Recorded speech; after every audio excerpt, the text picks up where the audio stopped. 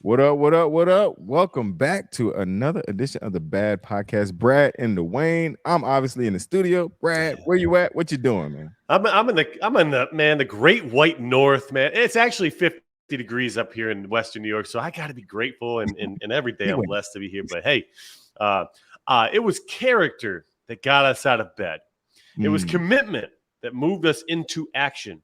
But it was discipline that enabled us to follow through. Zig Ziglar, let's talk about discipline. We got a cool guest today. Let's go. Let's get it. Hey, good job, guys. Good job. Mental battles. Mental battles.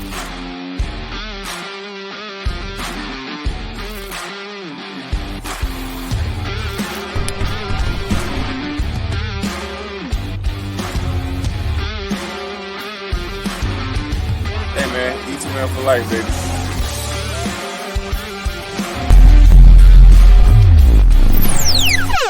What it look like, what it be like, what it do. Back in the building, the Bad Podcast, man. Brad and Dawain, welcome. If you are new to this podcast, man, we are super excited to bring you an awesome guest. I'm going to let Brad talk to him and introduce him because before we got on the air, he was talking about slapping people, and so I'm not involved. So I want to make sure I clear that up before we get started. But Brad, man, who we got coming to the stage today, my brother? Yeah, so first and foremost, I believe I got that prediction darn close last week. So the prediction I had was 27-24. I was like, it was what, 25-21? 20, like that, yeah. I was close. So I was out in Las Vegas for the Super Bowl, and I had the honor of meeting my guy Matthew, and he had an incredible story. So we're going to talk to sorry, I improperly did the introduction. Matthew, you take it away and introduce yourself. Hi, guys. Thanks for having me on. It's an honor to be here. My name is Matthew McClellan, and I'm in media as well. So I was out at Super Bowl, as you were, on Media Row. But my story to the world is I'm the guy who invented the pizza diet. And so 15, 16 years ago, I was on a mission to change the stigma of an industry to uplift pizza from a junk food to health food. And I thought that turning to bodybuilding and fitness was a great way to illustrate that. So that's kind of how I got into this industry, but now I'm fully in the fitness industry, no more hospitality. And a lot of the principles that I've used to be successful myself, I believe your guests and your community will benefit from. And I'm going to just go ahead and give you your flowers now, Bradley. So look, I've seen around a lot. I've been around a lot. I've been to Mr. Olympias. I've had a booth inside the Olympia. I've become a champion. I have all the knowledge. I have the map and the blueprint of where the promised land is. I can bring you to it. I can take people to it. But sometimes you get lost in your way.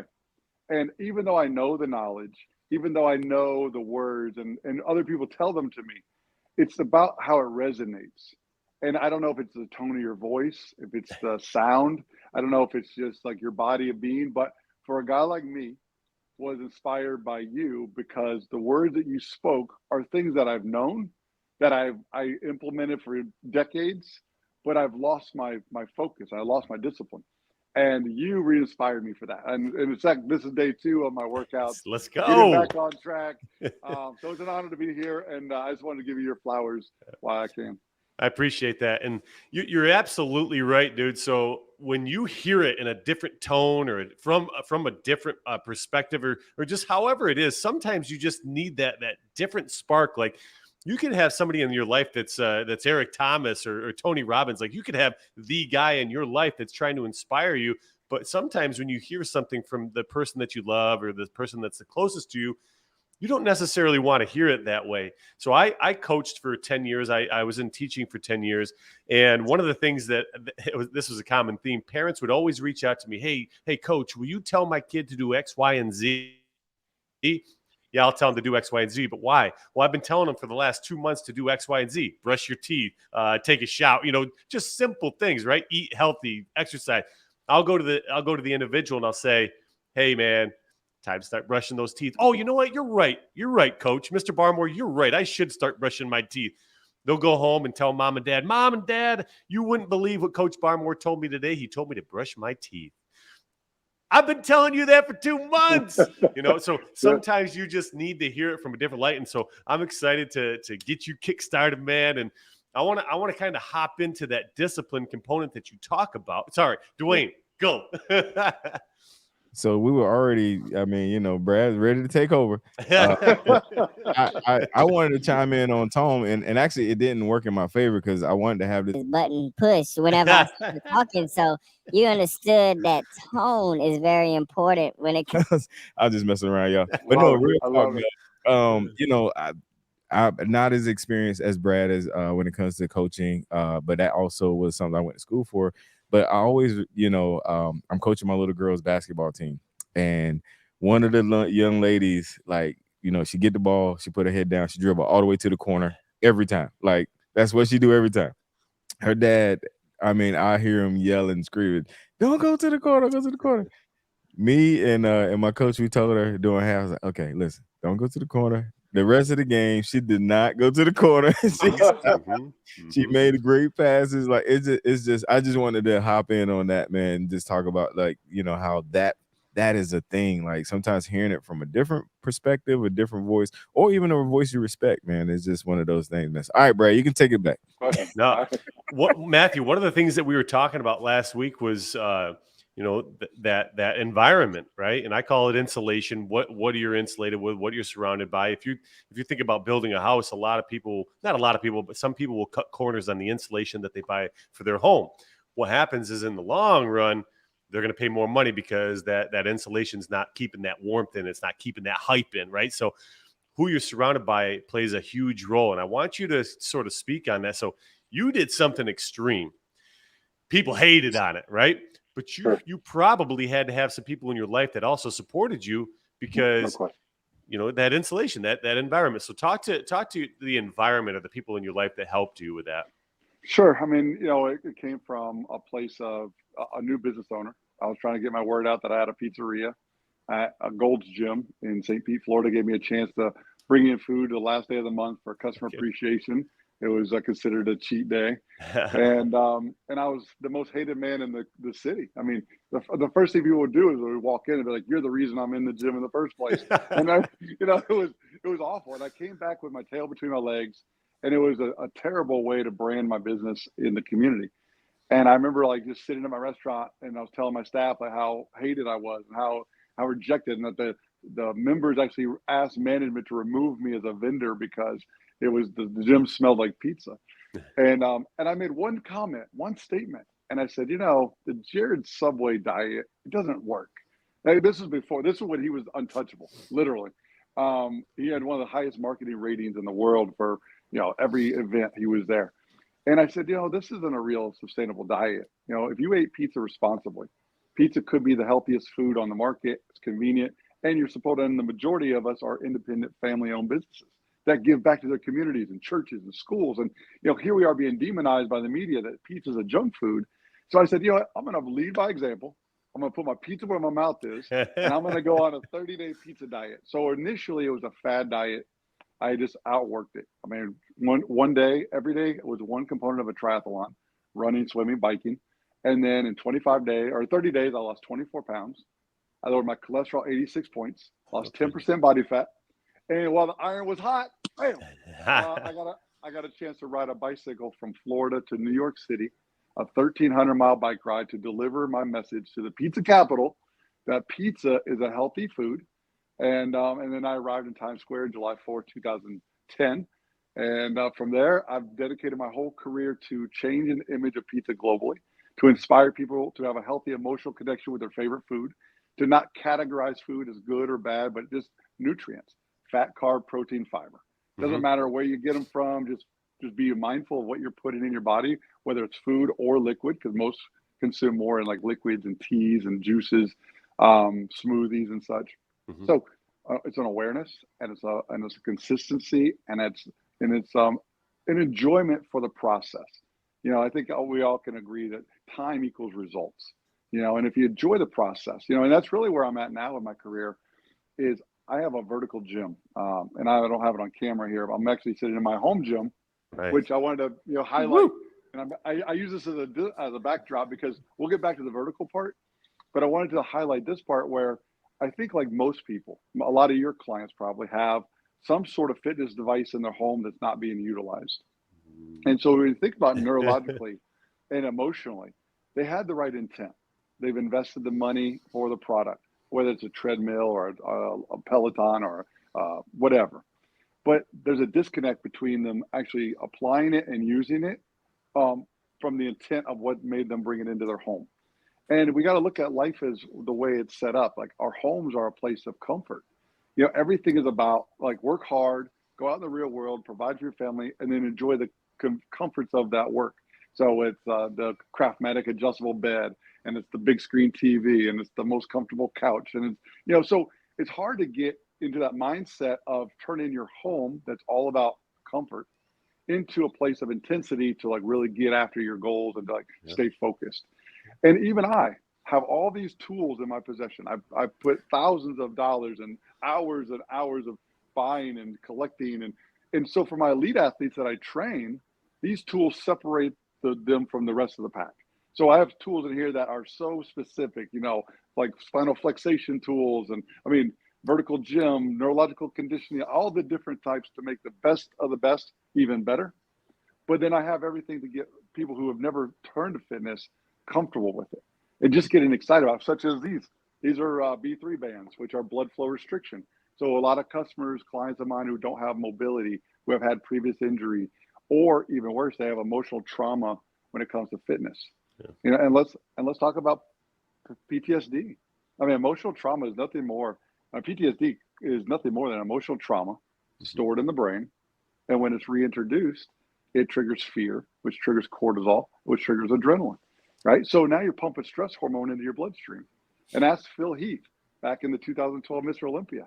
He documented it, talked about the stress hormone. If you can't control it, you can wash your physique away. You can work so hard for a goal and it just fades away because you can't control your emotions.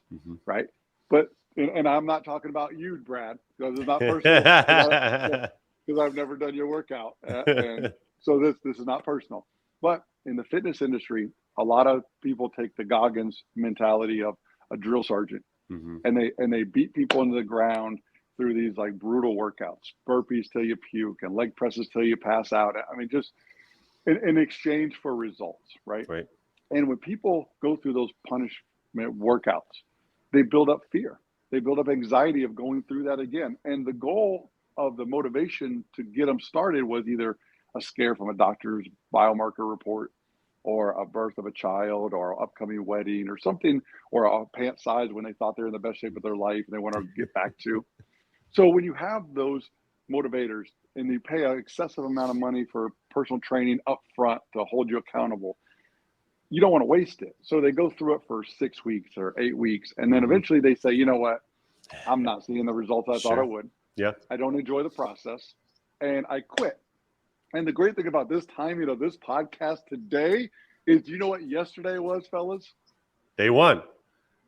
What was day one? What was symbolic about yesterday? Not for my journey, not for me personally, but just for the world in general. The day after the Super Bowl. Is what happens. What happens? Talk me through the process. Oh, man. Everybody consumes all this food and drink and all these crazy things on Sunday. And hey, it's time to get back to it Monday. So, we're hungover. so I'm gonna take it back to January 1st. Okay. Yep. So go through the mindset of, so all your people listening now, the strategy is, okay, New Year's resolution, new day. I'm gonna clean out my cabinet of all the things that I love. I'm gonna go to the gym membership, and the gyms fill up and they're packed. And people are pretty good for about 2 weeks.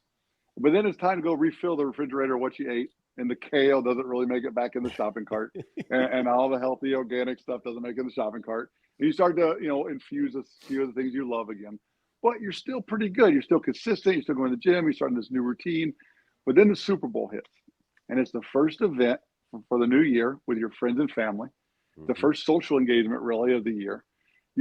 And one day you indulge in all the things that you love, all the things you restrict yourself of in exchange for a result. And you just overdo it, and you just go ham. I mean, you just go all in. Going hard in the paint, and you wake up on Monday, and you wake up Monday morning, and you're like, oh, I was weak. I wasn't disciplined. I wasn't strong enough. I'm not committed. I'm failing. I'm not getting the results I thought I would.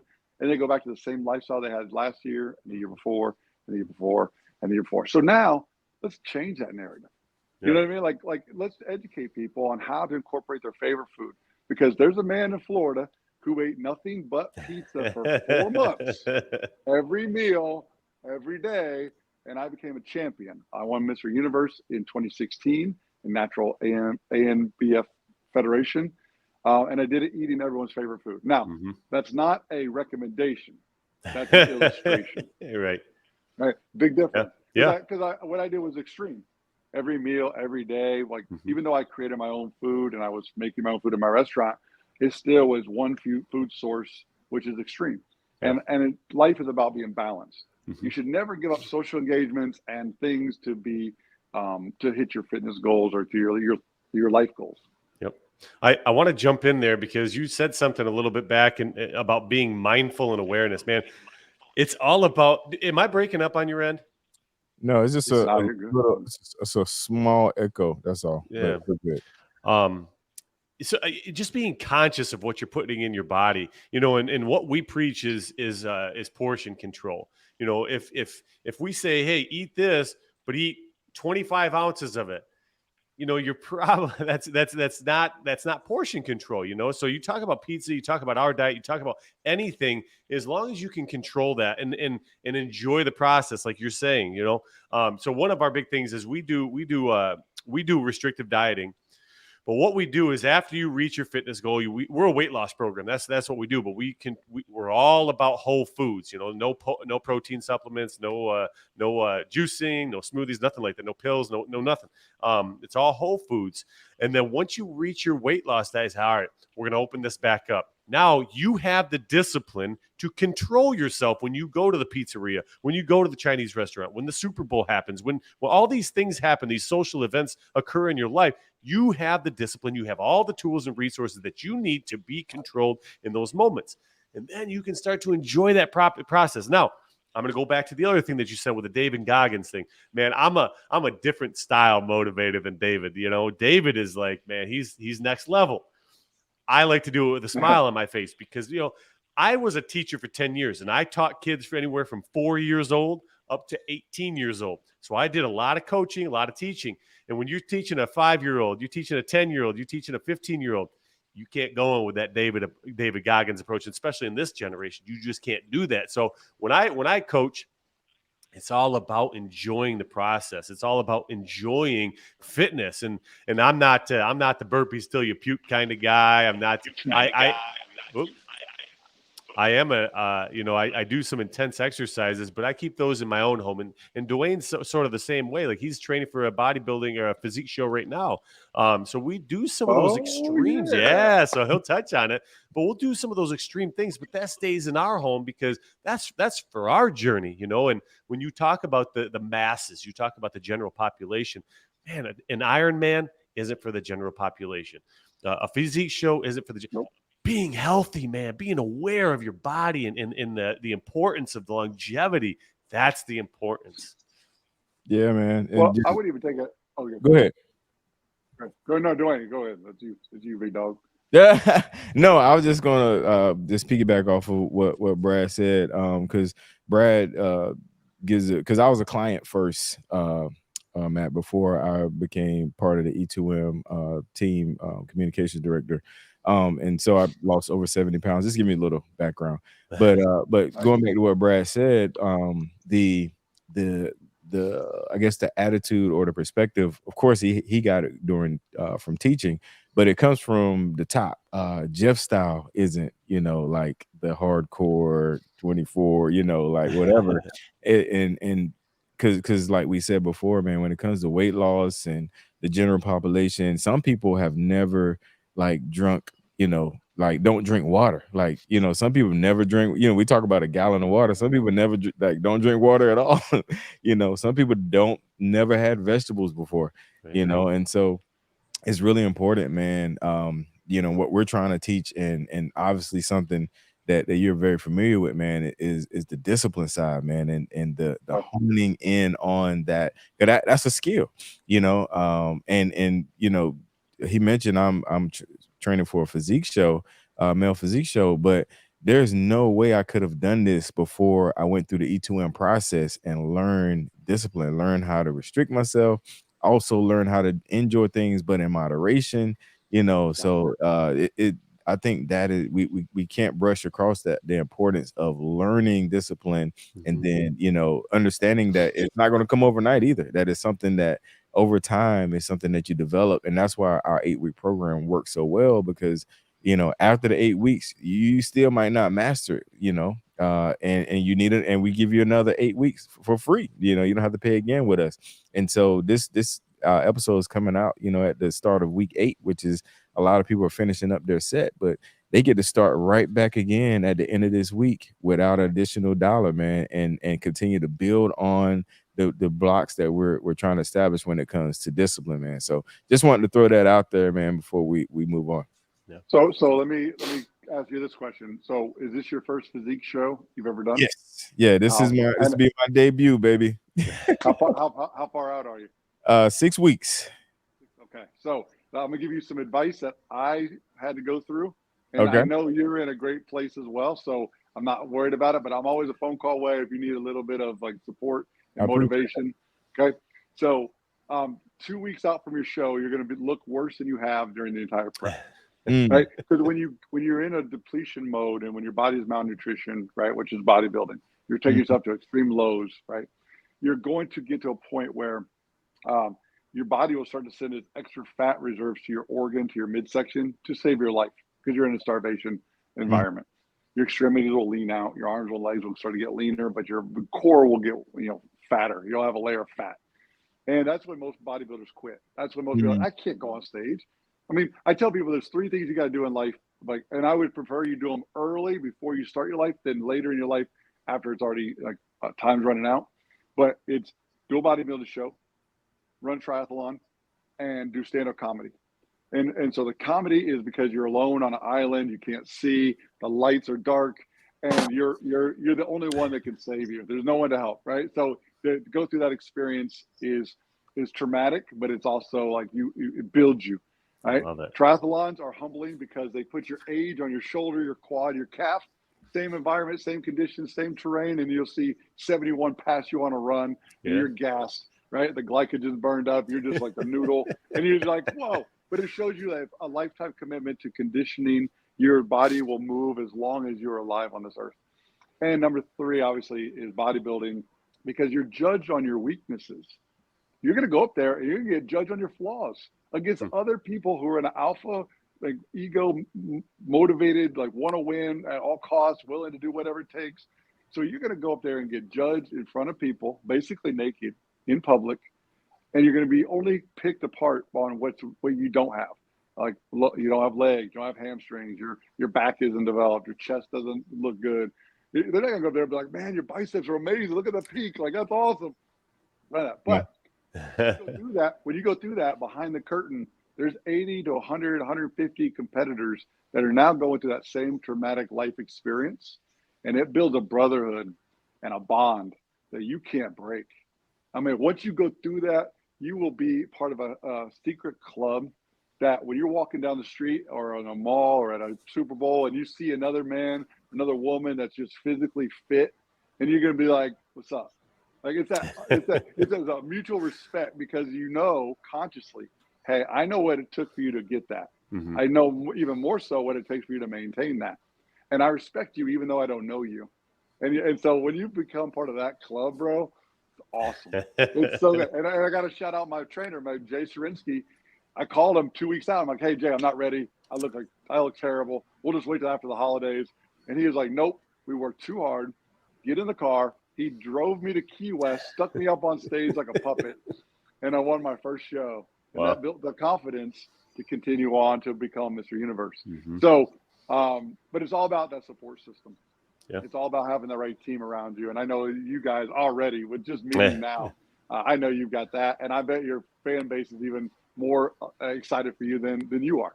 So it's awesome, man. I'm proud of you. But let's touch on something else. Like, so when you're talking about, you know, the enjoyment of the process and discipline, I like to do like an aha moment, like a light bulb going off.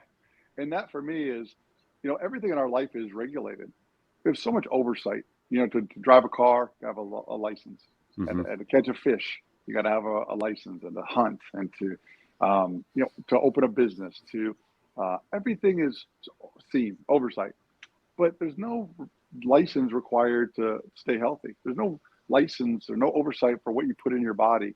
Mm-hmm. You know, it's a free for all, you know, and it's not required. You don't have to work out in order to pay your passages through life. Yeah. You got to pay taxes.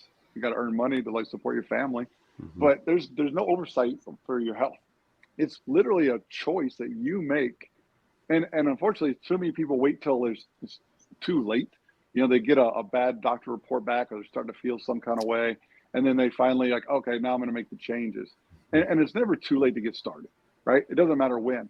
But if you can get to the next generation now and get early and start to really build that as a fiber Mm-hmm. of like, look, just like you got to brush your teeth every day and you got to go take a shower every day, you have to move your body every day. And I don't care how you move it. Right. Just enjoy the process of how you do it. Pickleball or running or marathons or anything. So I just thought it was important that most people like, you know, I never thought of that. Never thought that there is no requirement to be healthy as a human. Yeah. Yeah. So I'm gonna just throw this out there, and I know we got to wrap up here soon, Dawain, but you know, being in education, physical education. So I was a phys ed teacher, right? And you know, we have the requisite of you have to finish X amount of years, 4 years of physical education, but they don't have a test that you have to pass. You know, you don't have to run the mile in a certain time anymore. You don't have to do the push-ups in a certain amount of push-ups anymore. You don't have to do the arm hang or any pull-ups. There's no physical requirement for physical education. As long as you are taking those classes, you get your credit, which is just crazy to me. And my friend sent me a video, and it was a phys ed clip from the 60s, back when JFK was in the office.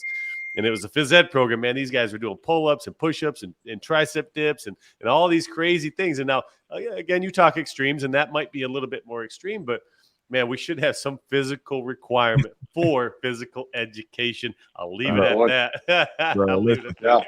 I was a phys ed major. I didn't finish, but I was a major. But reason why I did it, I wanted to read a newspaper and roll balls out. Man, that's all my PE teacher did. Yeah, man. yeah. Like, where's the newspaper class? Like, yes, yeah. So I'm just a pizza guy, and I want to, you know, change the image of an industry, and I turn to fitness to illustrate that you know, and that's what I do. That's my contribution to the industry. Yeah. But I literally drug the pizza industry into the fitness world for so long that I finally ended up in the fitness world full time. Yeah, I love it. I love it, man. Anything to get you here is what's important. For sure. So I do want to touch on this real quick before we go. So I do own 2 vertical gyms. You're gonna see this in the future, where changing the relationship of gravity to your brain to access your sympathetic response is going to be part of like protocol for every fight camp or for just general training. I have 2 of them. There's 3 of them in the country that are mobile. And I started with all the elite athletes in Tampa Bay. So fighters, former Buccaneer players, you know, you name it. But it's for everyone. It stretches the vertebrae, decompresses the spine. You're talking about youth education. It will stretch the growth plate, not compress it. So for parents who want their kids to excel, but don't want to put load on their spine and compression on their spine to achieve a scholarship or to become a professional, I can do so. But the most important part is it's neurological stimulation from the brain to all 603 motor skills. So, you know, it's the future. I have 2 of them. I incorporated in the horizontal training, obviously. So maybe we can do a follow-up interview later on. But I just wanted to touch on that, and I'll send you all the information later. But it's a game changer, man. Love it. Like, Love it. Accessing people's fear and anxiety and helping them without the emotional trigger of cortisol release. It's unreal. Huge. Cool deal, man. So real quick, man, we're gonna get into this last segment. We call it the Did You Know or Do You Know? This is something that nobody knows about you that you might not have said on another interview or anywhere, man. We're gonna give you an opportunity. I got a really short video that's gonna play, and be thinking of what that Did You Know or Do You Know moment. I know what it is. Like, all right, good deal. So the clip is short, so be ready. Here you go. Okay. Do you know? The clip is over. So what is the Do You Know or Did You Know moment? So I was born in 1976 with a very rare disease called hyaline membrane disease. I was straight from my mother's womb into an incubator. I didn't get breast milk and formula. So my whole entire life, I was undersized. I was bullied every day. I had no skill set, couldn't fight. I graduated high school, 120 pounds. And I didn't like the body that I was given genetically. So I turned to the bodybuilding magazines to build the physique that I dreamed of, created a vision inside my head, created action steps to achieve. But then I started to get tested because my size and my growth, and my discipline and my commitment. So I had no skill to back it up. So I turned to boxing and Vale Tudo, Brazilian Jiu-Jitsu. And now I co-host Knockout Radio. I spend my time with the most dangerous people on the planet. I have no anxiety. I have no fear. I built my own self-confidence from within. I coach people on how to build their own. And I want to shout out my mother, my father, because even though I was born so extremely sick, they never raised me with a victim mentality. They never told me that I wasn't able to, or good enough, or strong enough, or big enough to compete. And because of that, I was able to build the dream life that I live now. That's amazing. Awesome one for sure. That's number one right there, I think. Awesome one for sure. Yeah. Like you had one to beat, man. The ultimate ultimate marathon guy broke his back and started running because he broke his back. So I think y'all kind of right back, baby. Look, I'd rather just be an inclusive thing and not a competition thing. Because everyone's story is going to resonate differently. Like Brad's tone and his voice has resonated with me to where I need to get back on what I already do and have done, and what I do for others to do for myself. So I think that's what's key in hospitality. Is so many chefs. You hear the tagline, never trust a skinny cook, right? But they put so much love into the food, but they don't treat themselves the same way that they treat their guests. Sure. And there's a major disconnect there. Same thing with medical professionals. They have the experience and the knowledge and the diplomas and achievement, but yet they don't live the lifestyle that they promote.